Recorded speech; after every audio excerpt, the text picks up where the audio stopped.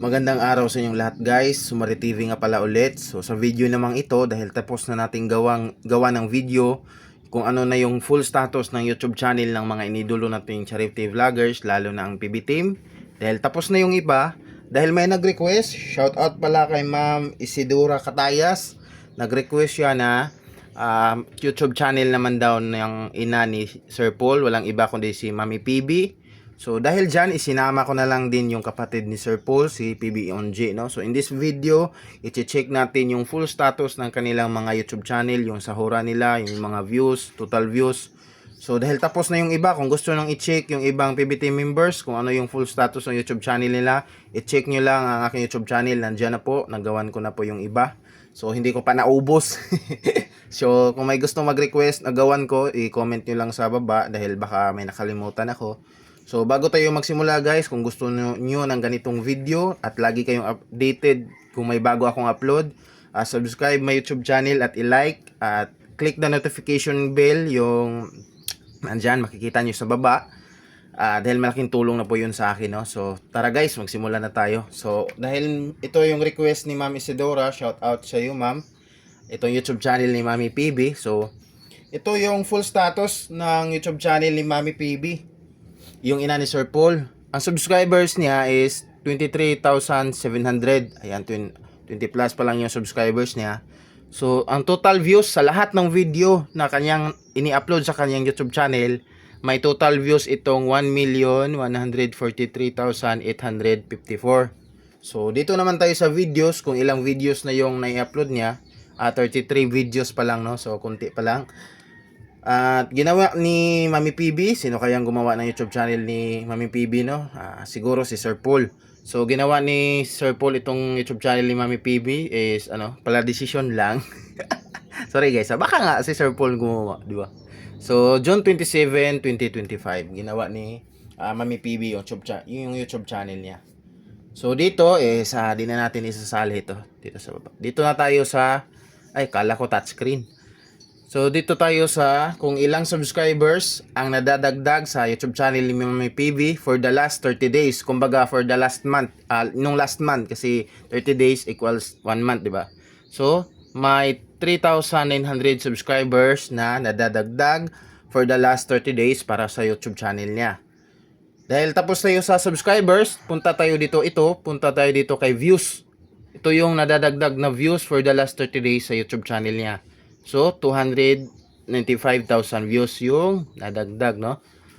So, dito naman tayo. Itong katabi niya, ito yung monthly estimated earnings. Ito talaga yung sasahurin niya sa isang buwan. Kasi ulitin ko, no? Paulit-ulit lang. Sinabi ko kasi sa ibang video ko na sa YouTube, nagpapasahod yan isang beses sa isang buwan. Tulad din ni Facebook, diba? So, bago tayo pumunta dito kay monthly, punta muna tayo dito kay daily. Ayan, ito sa baba, ito yung daily average. Kumbaga ito yung kita niya araw-araw na pumapasok sa kanyang YouTube channel, no? Meron siyang daily average na $39. Hindi ko na i-search kung ano yung palitan, ilan yung palitan ngayong araw guys, ha? Kasi kadalasan naman kasi nasa 59 pesos yung $1. Minsan lang tumataas ng 60, lalo na sa crisis ngayon. Kadalasan nasa talaga 39. So 39 na lang yung ipagbabasihan natin sa pag-convert into Philippine peso. So 39 i-times natin yan sa 59. Ito kasing 59, yun din yung pinagbabasihan ko sa ibang PBT members sa sa mga video ko. So ganun din gawin natin kay Mami PB. So ayan, may araw-araw nakita si Mami PB na 2,301 pesos sa kanyang YouTube channel, no? Yung daily average niya. So, tapos naman tayo dito sa daily average. So, isusunod natin, walang iba kundi ang weekly average. Kumbaga, lingguhang kita niya. So, weekly average niya.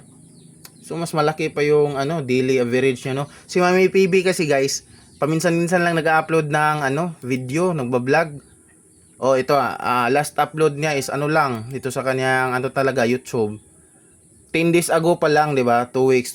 Talagang hindi tulad ng ibang members ng PB team na araw-araw may upload. Siya is talagang parang linggo yung pagitan tsaka upload, bang isang beses sa isang linggo yung upload ni nanay, no? So, weekly average niya $30.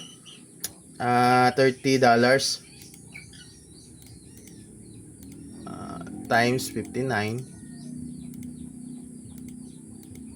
So, 1,770. Kumbaga, sa YouTube kasi guys, kumbaga hindi ka laging araw-araw may upload, hindi ka consistent, talagang pag mag-upload ka ngayon, tapos bukas sa makalang araw wala ka nang upload, bababa 'yun talagang kumbaga percents. Kung sa Facebook pa is yung sa dashboard natin, yung mga may percent yung kitaan, so bababa talaga. So, ito lang yung weekly average ni Nanay, 1,770 pesos. So, dito na, magkaalaman na dito talaga kung sa monthly estimated earnings, kung magkano yung sinasahod niya sa isang buwan. Kasi, ito, $1,200 yung estimated na sahod niya. 1,200 times 59. So, ayan, ito yung estimated na sahod ni Mami PB sa kanyang YouTube channel, 70,800 pesos. So, na guys, malaking pera na yan guys. So, congratulations kay Mami PB. Yun pala yung status ng kanyang YouTube channel, no? So, punta naman tayo kay PB Onji, no? So, dalian lang natin. Ang YouTube channel ni PB Onji, meron siyang 101,000 subscribers. Total views sa lahat ng kanyang video is umabot na ng 14,886,673. Ang kanyang na-upload sa kanyang YouTube channel is umabot na ng 298 videos. So, ginawa ni Onji ang kanyang YouTube channel noong January 16, 2020. So, for the last 30 days, nung nadagdagan siya ng subscribers na 4,700. For the last 30 days, ang kanyang YouTube channel nadadagdagan ng views na 1.9 million views for the last 30 days, no? So, bago tayo pumunta sa sahod ni Onji sa isang buwan, punta tayo kay daily, no? So, si Sir Onji may daily average na $251.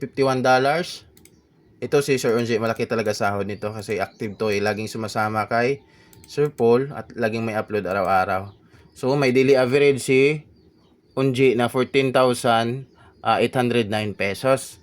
Dito sa kaniyang weekly average, di ba ang laki, $3,300